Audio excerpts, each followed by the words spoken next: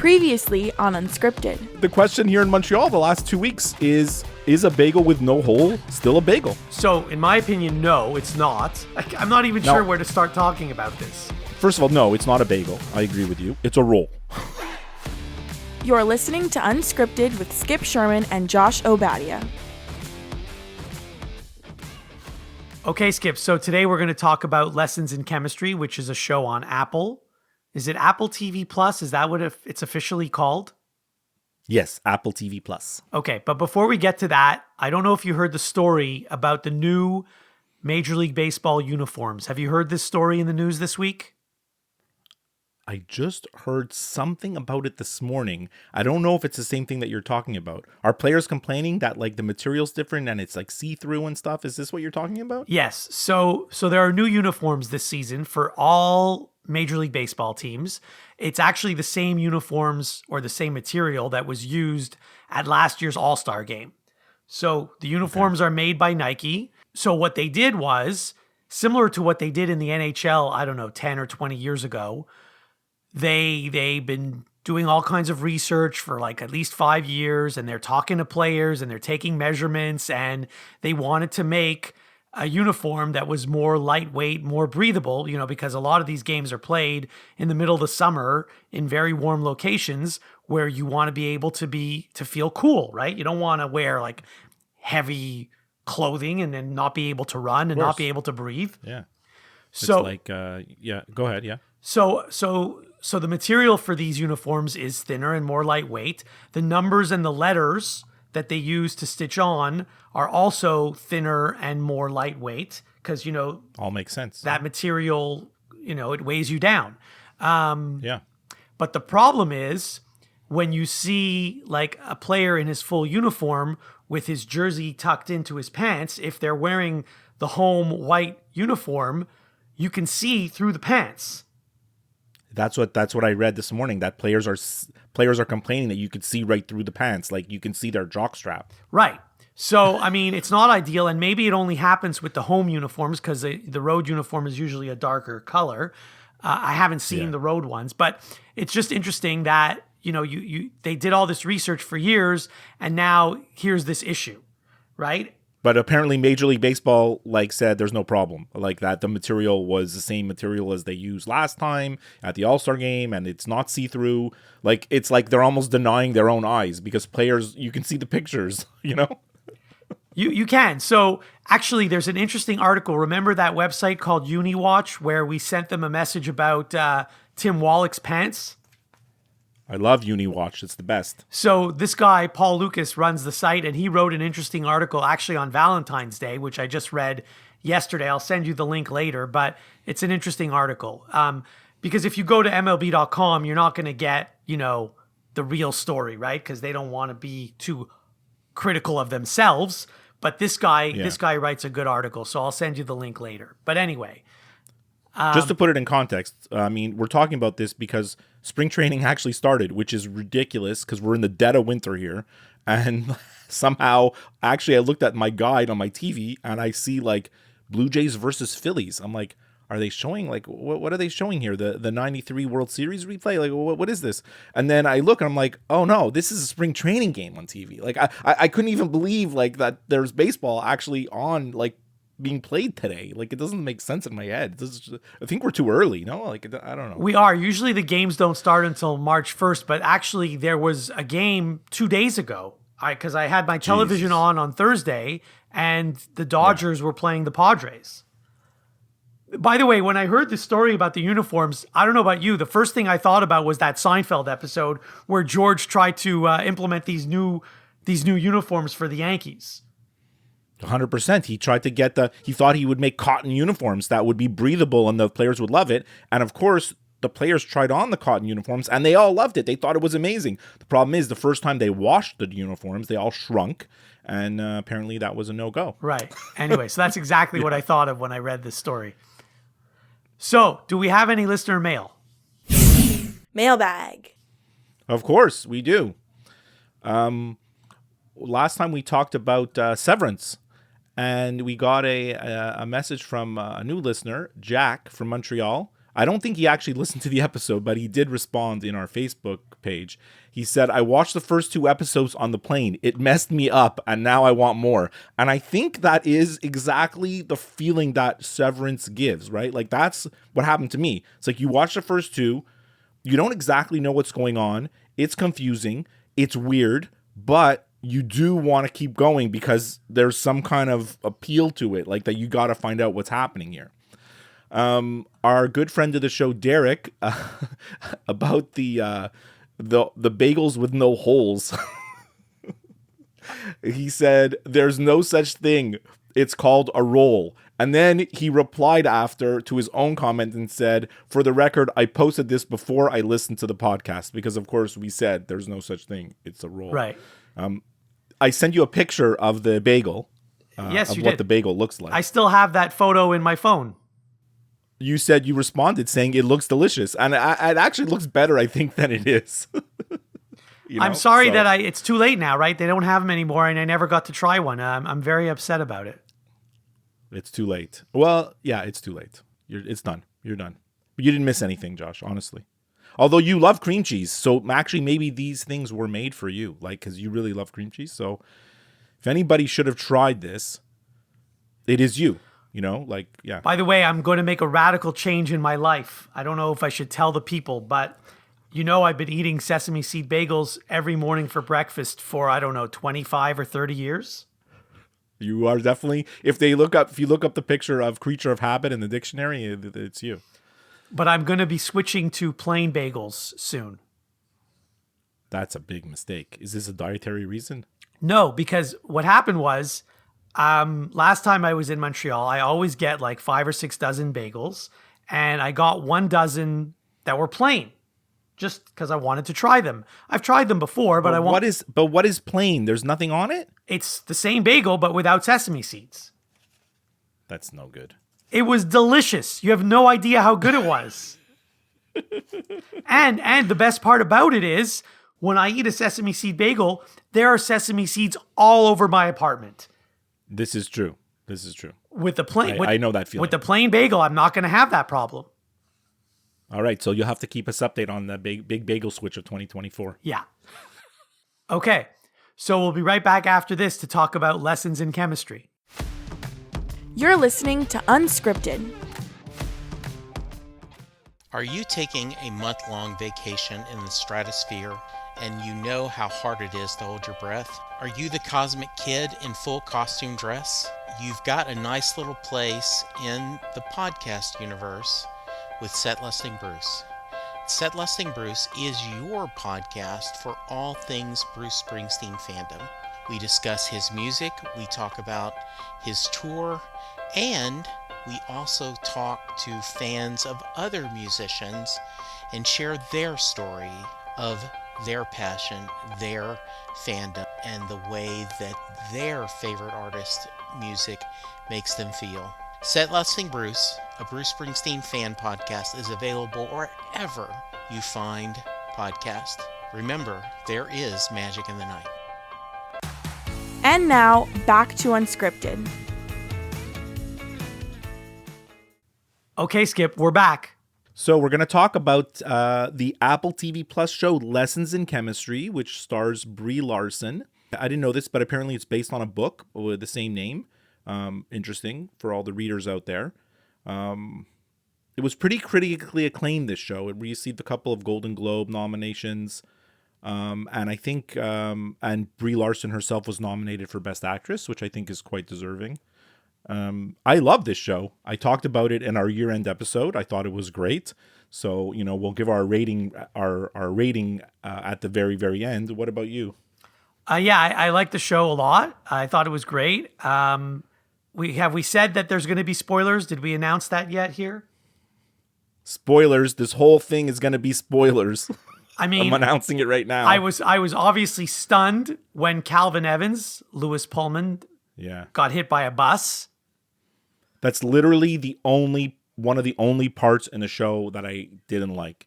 I mean, and not that he died. We're jumping right into the plot. Like, we're jumping right in. I love it. Yes. It's great. This is how it is. Well, it was shocking to me. It was jarring to me. And the thing is, if you look at IMDb, before watching any episode, it shows that he's in all 8 episodes, which he is. Yeah. So then when he got hit by the bus, at first I'm like, is he dead? Because you don't know right away. Like he could just be injured, whatever.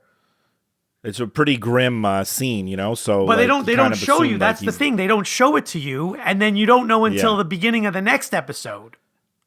Yeah, yeah. So, anyway, so let's just rewind 30 seconds. I'm just going to give you the premise just to outline the show in case people forget. The show is about Elizabeth Zott, a chemist who, after being fired from her job as a lab technician, uses her new job, which is hosting. She finds a new job, which is hosting a 1960s television cooking show called Supper at 6, and she attempts to educate housewives on scientific topics through cooking. So that's like most of the show, but it's not really that, right? It's mostly just about the ups and downs of her life, all the things that she had to go through, and a big picture of kind of like the late 50s, early 60s life in America for women, which wasn't very good, you know, and even worse for her neighbor, Harriet, who is a black woman. So it's double worse, right? It's terrible for her and her family. You know, we look back at the television and entertainment, you know, we look back at the past to like learn from our mistakes, hopefully, and educate ourselves about how things were. So I think that's kind of where the show is going. It's a very entertaining show. I absolutely loved it. But yes, when Calvin died, I was like, what the hell just happened? Like, what happened?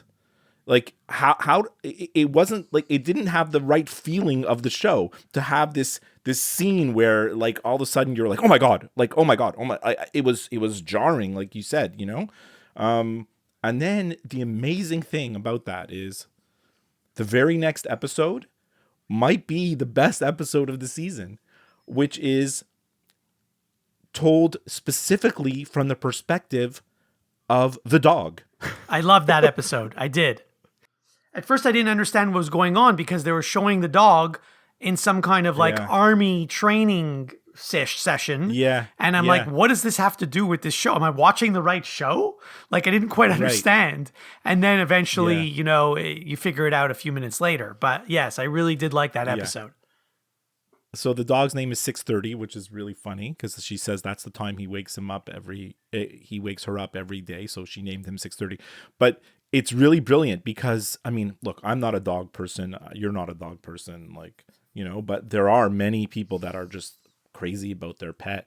And I could see this episode as being so heartwarming, you know, for dog lovers, you know, like the dog has guilt. The dog feels responsible for the death of his owner. You know, it's incredible. It's so well done that it's like, it's really, really a little, the gem of the season. But you know, it's interesting. Yes, the dog does feel guilty, but if you remember that scene just before Calvin Evans gets hit by the bus, the dog is pulling him away, like trying to pull him closer because the dog knows what's about to happen and Calvin Evans is just ignoring the dog. So the dog tried to do what he was supposed to do.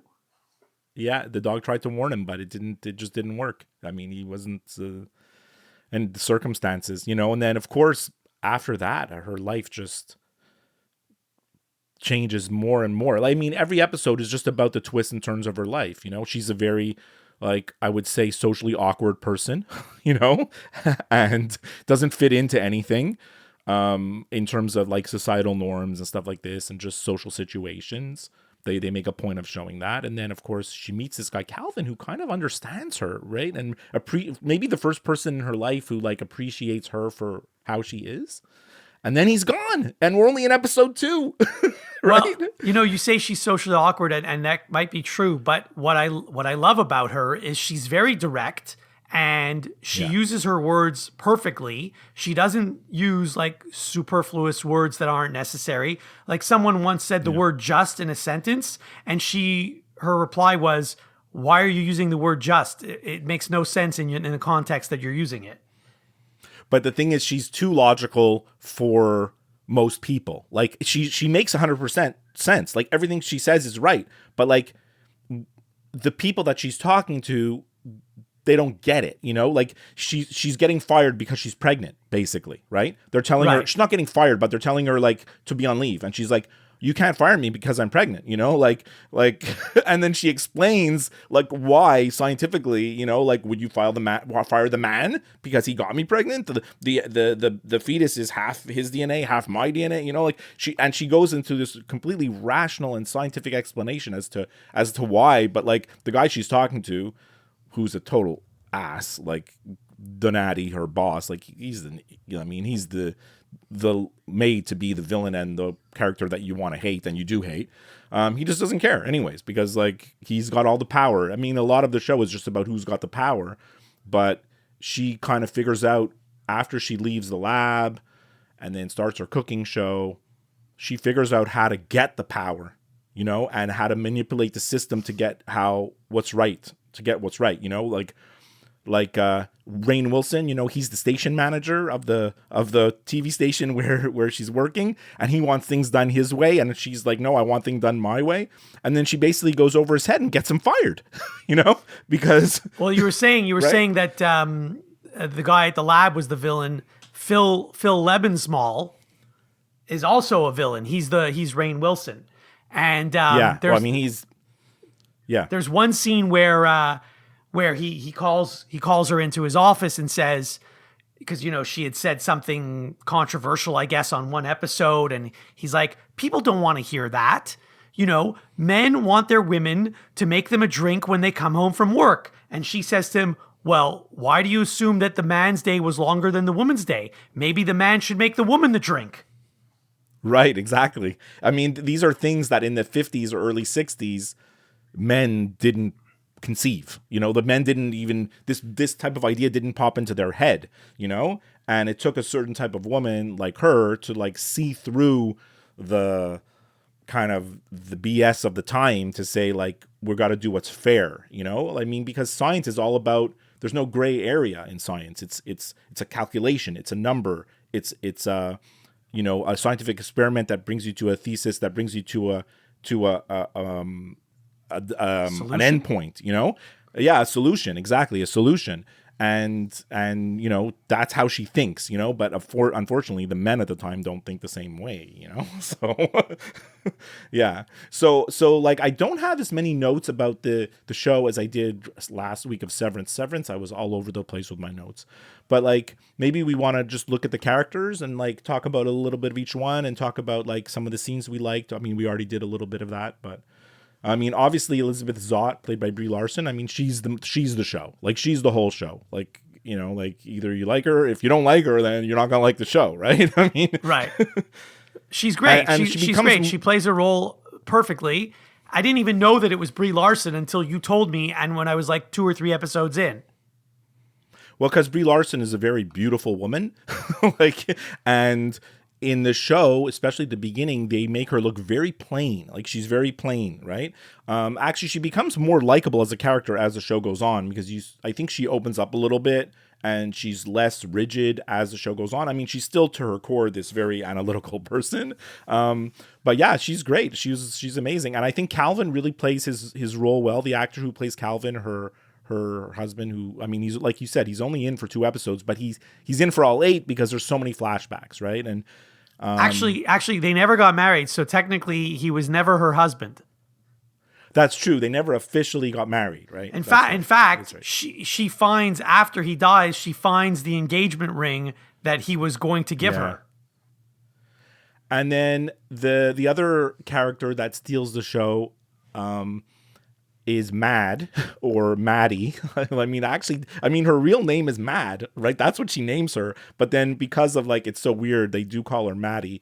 That's Elizabeth and Calvin's daughter, you know, because she finds out right away the next episode after Calvin's dead that she's pregnant, and she's like, what am I going to do? And so I think the little girl who plays Maddie really steals the show as well. You know, like, she's great in all the scenes she's in. And I love how it's like they're a team, you know, like, even though she's a little kid, her mom still treats her like an equal in a lot of the decisions and the things that they do, right? Because it's them. It's the two of them trying to make their lives together, right? So it's really well done. Maddie really steals the show. And of course, the dog was great. I mean, we already talked about the dog. I think he's a big part of the show, especially episode 3, right?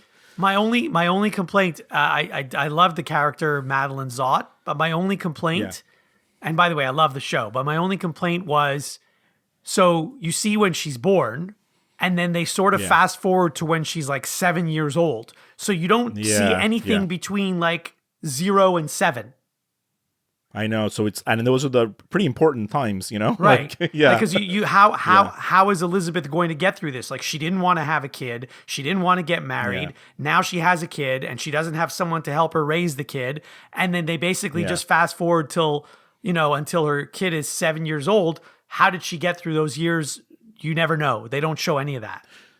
Well, the only thing that they do show you is the next character that I was going to mention, which is Harriet, the neighbor. And her kids and her family. And then you kind of see, because 7 years later, how close she is with the neighbors and how they're kind of like, obviously, Harriet helped her tremendously during this whole time, right? Like when we leave off at the time of the birth, I mean, they're friends, sort of, you know, like, but then obviously all the times passes and they're like, they're intertwined in each other's lives, you know? And then, you know, the other character who really steals the show, I'm curious to know. Fran Frask. Oh, okay. Fran Frask. She's like the secretary in the lab where Elizabeth works at the beginning.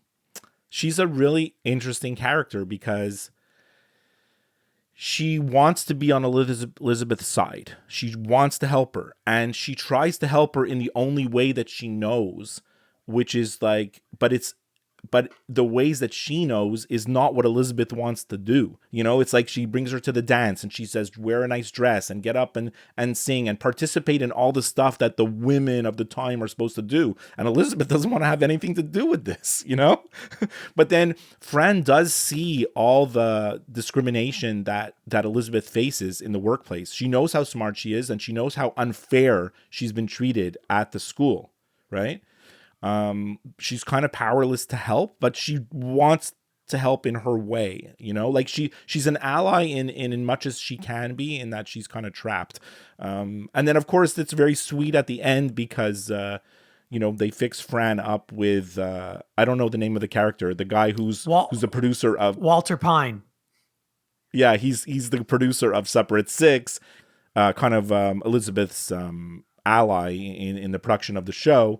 And eventually, like, they make a little love connection with Fran. But you've left out the part where Fran becomes Elizabeth's assistant. That's right. I mean, it's. I think Elizabeth recognized that, you know, Fran was an ally in as much as she could be all those years, and maybe Fran was trapped in the school just as much as Elizabeth was. But she brings her into the TV world and says, you know, work for me, right? I'm glad you mentioned Walter Pine, even though you didn't remember his name. He's one of my favorite characters because I'll never forget like his first scene or second scene where he meets Elizabeth for the first time and she's complaining about that his daughter is eating her daughter's lunch. That's right. And so that's the only reason she went there, to talk to him. And then from that like 2-minute conversation, he realizes that he wants to hire her to host the show. So he runs out of the building and stops her in the parking lot. He almost gets run over.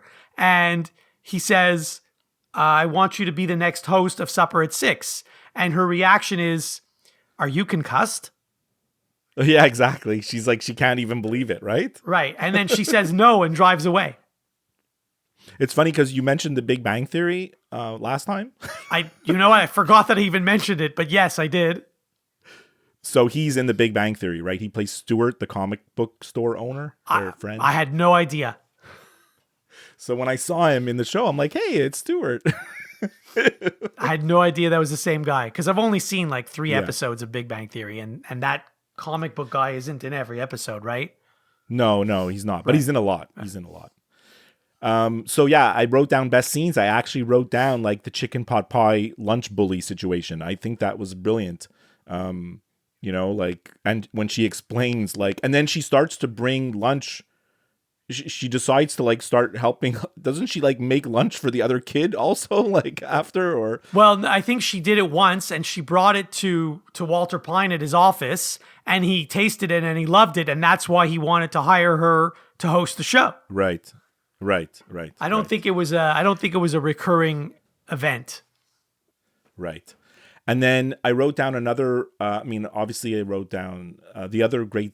It's not a scene, but it's like a little mini story arc that happens sort of later on in the season, which is the whole like religion versus science debate that goes on with the reverend who's their neighbor, who's the other neighbor, and you find out that he had been pen pals with Calvin all these years. They had met at a conference years and years ago, way before he met Elizabeth. And he's been a pen pal with Calvin all these years, and then like never understood why the letters stopped. He actually didn't even realize.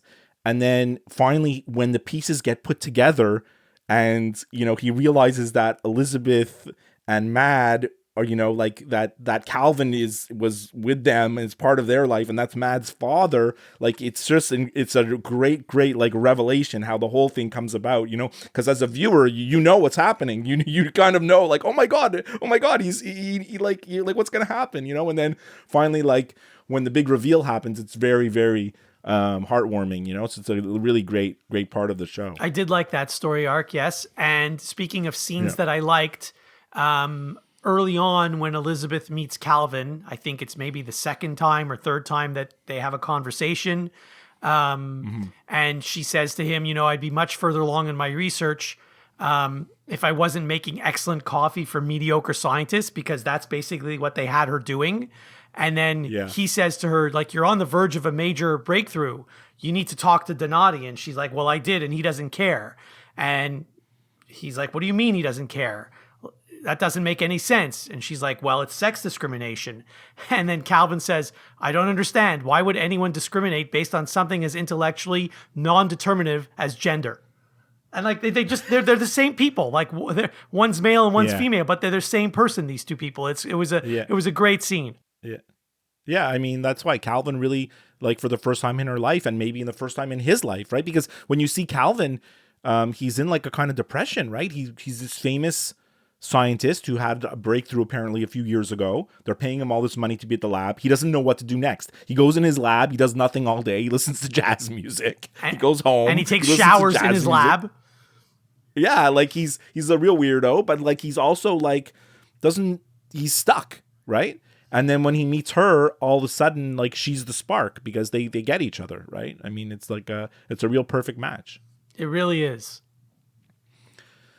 So some of the scenes that I didn't like, well, we mentioned already when Calvin got hit by the bus. I mean, it's a split second. I just found it didn't go with the feel of the show that him getting hit by the bus. It wasn't even graphic. It wasn't graphic at all. You don't see anything. And obviously I didn't like that either, but if that doesn't happen, then the rest of the show doesn't happen either. But they didn't have to show it in such a shocking way. That's all. I don't know. Anyways, they did what they did. This is what it is. I didn't love all the flashbacks to Calvin and Elizabeth when they were kids. Like, I understand the importance of showing Calvin in the orphanage and all the stuff he did. And eventually, of course, it ties in because, there's the rich guy played by Beau Bridges who, this is a part of the story, right? And then, of course, they show her and how she grew, like also as a kid and everything that happened with her. But like, and it's important. It's important. But like, I just didn't love those scenes. Like, I didn't love the scenes of them as a kid. I wanted, whenever those scenes were on, I wanted them to get back to the present time, right. Yes, the present day them. Yeah. I liked how towards the end Elizabeth ends up meeting Calvin's mom. Yeah, that was good. And Calvin thought that his parents abandoned him, but that wasn't the case. You only find that out later. So I don't know if you know this, but apparently the character of Elizabeth is loosely based on Rosalind Franklin, who also was another famous chemist who also struggled with sexism. And she did some research on DNA and it was stolen by other people and she never got the credit. I didn't know that. I mean, you figure like everything that comes out these days is based on some kind of true story, but I'm glad. I hope she's that's really, really interesting. That's really interesting. I actually thought this was a completely work of fiction. So again, it says loosely based, so I don't know how, And another interesting... I mean, it's just the idea of a female scientist not getting the credit, and then the rest of the story is all made up. Right.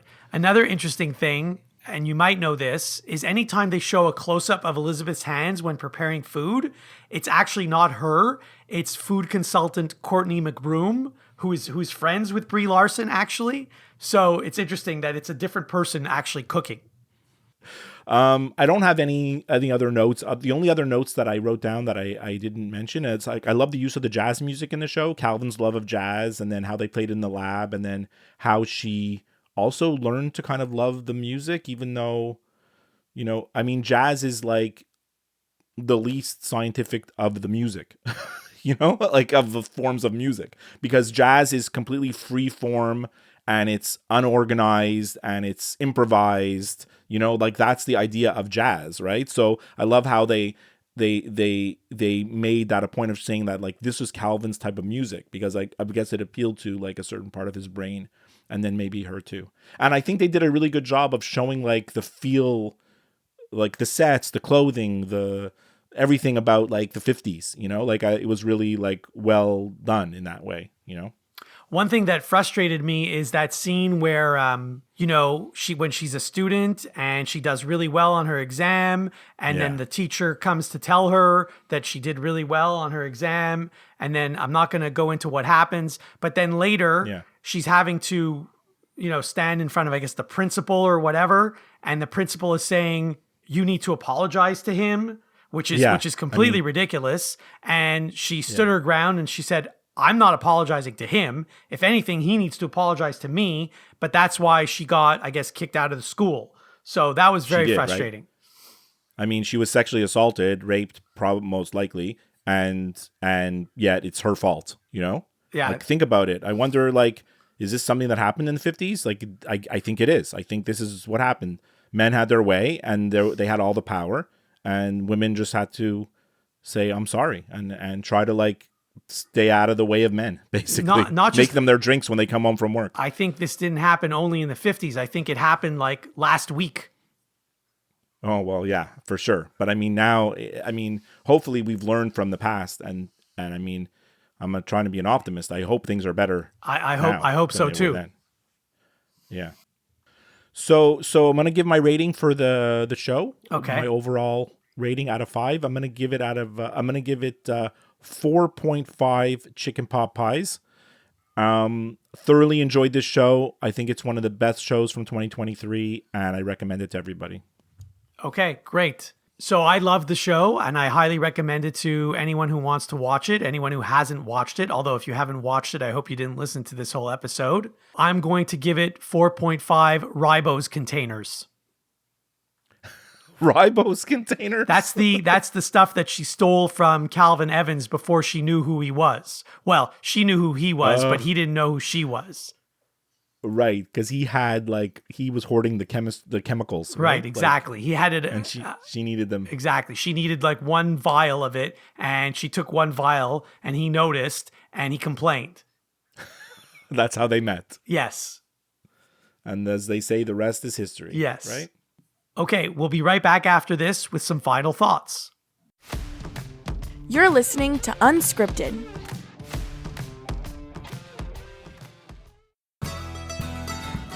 Do you know John Hyatt songs? Maybe you know them from being covered by Roseanne Cash, Three Dog Night, the Neville Brothers, Emmylou Harris, Eric Clapton, B.B. King, Jeff Healey, Bonnie Raitt, or literally hundreds of others. Maybe you have some of his albums on your shelf, or in your cow-horned Cadillac right now. I'm Jesse Jackson. And I'm Sylvan Groff. And we're going to dive in from A to Z. Join us on the Perfectly Good podcast. We're going to discuss all of your favorites and uncover some forgotten gems. From aces up your sleeve to Zero House. Rate and debate every John Hyatt song on the Perfectly Good podcast. Have a little faith.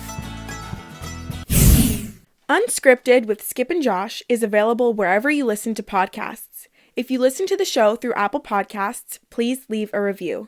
To interact with the show, send an email to skipandjoshshow@gmail.com. Follow the show on Twitter and go to Facebook to like the show page. And now, some final thoughts from the guys. I got a movie recommendation for you. Something that I think you'll really enjoy. A movie or a show? A movie. A documentary, as a matter of fact. Oh, this is interesting because there's a documentary that I want to watch. I wonder if it's the one you're going to tell me about. Well, it's on Netflix, and it's called The Greatest Night in Pop. And it's all about how the song We Are the World was created, how it was written, how they brought all those people, all the famous singers in for one night to record that song We Are the World back in 1985. It is a great show for anybody our age that grew up in the 80s. Like, it's really like a must see. Okay, it's interesting that you mention a documentary on Netflix because I thought you were going to talk about the one about the Expos. Well, I mean, that doesn't exist yet. Right, that doesn't. I can't recommend it. It doesn't even exist. We don't even know if it's actually going to exist. All we know is that Netflix announced they're going to make one. Right. So, yeah. So you had a recommendation for me. I have, I guess, what's the opposite of recommendation? A warning for you? Sure. Something not to watch? Do not watch this? Oh, I love it. So remember back in the day before streaming, before on demand, when you actually had to watch things live on television? So this used to happen a lot. You'd be watching something and your show would end and you would just leave the TV on and whatever the next show was, you'd watch it, but you wouldn't really be paying attention. Of course. This happened to me the other day. I was watching a rerun of How I Met Your Mother, which is a show I really like. And the show ended and then the next show came on and I just sort of left it on and I watched it. And it's an hour of my life that I'll never get back. What was the show? It was a terrible show. Apparently it's been on since 2020. It's on regular television. And I could tell you the name of the actors or actresses, but I've never heard of any of them. The show is called Almost Paradise. Have you heard of it? Never. Okay. No clue what it is. You're lucky that you haven't heard of it. It's a terrible show. It's a 1-hour drama, kind of like, you remember the show Chips, where like something would happen and then it gets resolved by the end of the hour? Well, I mean, that's every show. It's not just Chips. No, I know, but a lot of shows now these days are like continuing where, you don't know what happens till the end of the season. Right. This is like standalone episodes. Like you don't have to watch the previous episode to be able to watch the next episode. I've never, ever heard of this show. I'm looking it up right now. I have no idea what it is. Okay. You don't need to know what it is. You don't need to watch it. It's not good. Just whatever. I just wanted stay away from it. Yes, stay away from it. Or maybe watch one episode just to see how awful it is. Like apparently the show's been on for like 2 or 3 years. I don't know how. I think network television, I mean, there's so many channels now that like there's shows that are made that like really shouldn't be just because all these networks and streaming services need content, right? So. And I mean, like now that you've watched shows on Apple and Netflix and HBO and Crave and Disney and Amazon Prime or whatever, Prime Video, how can you go back to like a regular show? Because now you've watched shows that have swearing and all this stuff, and it's hard to go back to a regular show because the dialogue isn't real. It is. We were at Friends last night, and they were talking about like, "Oh, have you watched this show?" I'm like, "That's on regular TV. I don't watch regular TV like that." I'm like, "I'm not watching that. That's no good." But speaking of regular TV, do you have another show that you wanted to warn me about? Or? No, go ahead. I don't. Okay. So speaking of regular TV, there is a show that I made a point of watching this week. I don't usually watch anything in this franchise. Oh, I think I know what you're gonna say because I recorded it. But it was the premiere of Law and Order Toronto. Yes, I did record it. I haven't watched it. I want to see like if it's actually good or not. I don't know. It was like Law and Order. It was. I thought it was okay. I thought it was pretty good. It had like a good story. I mean, you know how they say like it's ripped from the headlines, like that used to be Law and Order's thing. Yeah. So this is loosely based on that story of the cryptocurrency guy who died in India, and then like all the money was in like this crypto account and no one knew the password to get the money. Right. We don't know if he's dead though, right? He might just be hiding. Well, there's theories that of the real story about like this guy, but in the Law and Order show, they loosely, and I mean very loosely, base it on this. It's about like a financial scam, and then no one can get the money, and it's kind of based on that. But I mean, they show a lot of Toronto. They show like the courthouse. They show like Toronto scenes and the beaches, and like there's different stuff. And the actors are all Canadian. It's not an American show. It's a Canadian show. Okay, I was wondering about that. Yeah, I thought it was okay. Like, I would watch it again, but I'm not going to make a point of watching it. I'm probably not going to watch it next week, to be honest. But like, I just wanted to see what it was all about. And I'm sure you've seen the commercials like on Sportsnet and stuff with all like the bump, bump, bump, bump, like yes, everybody like hyping it up. Yeah. You know, like hockey commentators, athletes, you know, like baseball players, everybody like kind of doing a promo for Law and Order. That part is actually better than the show, I think. So I believe like if you look at your guide or your whatever TV guide on Thursdays, is it Thursdays or Wednesdays? Yeah. On NBC, there's like 3 episodes of Law and Order back to back to back, right? Yeah. So but this is not on NBC. Well, that's what I was going to say, because if you know the Canadian, there's always a Canadian channel that sort of simulcasts what's on the American channel, and yeah. This one was not on the American channel. So I'm wondering, is this show available outside of Canada? Like, does anyone outside of Canada even know that this show exists? I was wondering the exact same thing, because it's on City TV and it was on like in their lineup, but they made in City TV, they made like a 7 p.m. to 11 p.m. Law and Order lineup with all 4 shows. So I don't know. Like, I was wondering the same thing because it wasn't on NBC. Like it wasn't. But I mean, maybe it's the kind of show, like I've watched these Canadian shows before. I'm going to talk about shows now that you've never watched, like you don't even know about. But there's these Canadian shows that like eventually get a second life in the US. On like Netflix like shows, or something. Yeah, no, or even on a network. Like Nurses was a Canadian show that was made, and eventually NBC picked it up, but it was already on in Canada for a year. Same thing with shows like Rookie Blue, Flashpoint. These are like Canadian shows that eventually get picked up by like an American network. I used to watch Flashpoint, actually. Yeah, but like maybe Law and Order Toronto will find a life in on NBC at one point. Or actually, you know what? I wouldn't be surprised. I think I just answered the question for myself with a big light bulb over my head. It's probably available on Peacock. There is a big light bulb right over your head right now. I can see it. Yeah, it's probably, I'd have to check it, but I would bet that it's probably available on Peacock. It's not on regular NBC, but it's on NBC streaming, right? So. Okay, cool. Yeah. Anyways, like, look, check it out. Watch it. You told me you recorded it. You should watch it. Next time you'll tell me if you liked it. You know? I will. I'll let you know. But watch The Greatest Night in Pop. It's really good. Okay, I will. I'll watch that too. Love talking about lessons in chemistry. Great show. Recommend it to everybody. I'm glad you liked it just as much as I did. And I'll talk to you next time. Have a great week.